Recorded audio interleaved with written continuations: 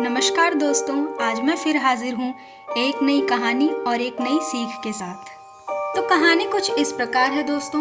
एक राजा ने एक बार आज्ञा दी कि संसार में इस बात की खोज की जाए कि कौन से जीव जंतुओं का उपयोग नहीं है। बहुत खोजबीन के बाद उन्हें जानकारी मिली कि संसार में दो जीव, जंगली मक्खी और मकड़ी, बिल्कुल बेकार हैं।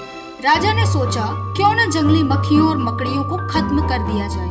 इसी बीच राजा पर एक अन्य शक्तिशाली राजा ने आक्रमण कर दिया। युद्ध में राजा की हार हुई और जान बचाने के लिए उसे राजपाट छोड़कर जंगल में जाना पड़ा। शत्रु के सैनिक उसका पीछा करने लगे। काफी दौड़ भाग करने के बाद राजा ने अपनी जान बचाई और थक कर एक पेड़ के नीचे सो गए। तभी एक जंगली मक्खी ने उनकी नाक पर डंक मारा, जिससे राजा की नींद खुल गई। उन्हें ख्याल आया कि खुले में ऐसे सोना सुरक्षित नहीं है और वे एक गुफा में जाकर छिपे। राजा के गुफा में जाने के बाद मकड़ियों ने गुफा के द्वार पर जाला बुन दिया।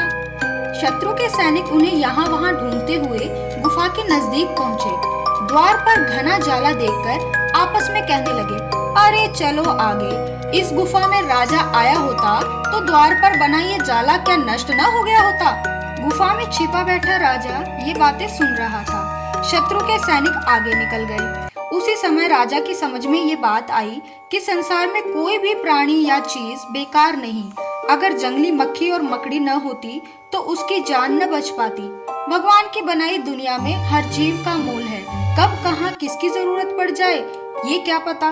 तो दोस्तों, इससे हमें ये शिक्षा मिलती है कि दुनिया में प्रत्येक वस्तु का मोल है। कोई भी चीज बेकार नहीं होती। रहीम जी ने अपने दोहे में कहा है कि रहीमन देखी बड़ेन को, लघु न दीजिए डारी। जहाँ काम आवे सुई, कहाँ करे तलवार। वो कहते हैं ना कि नहीं जीव है दुनिया में कोई भी बेकार। सबके साथ करना चाहिए अच्छा ही व्यवहार। तो दोस्तों, मेरी कहानी अच्छे से सुनने के लिए आपका बहुत बहुत धन्यवाद।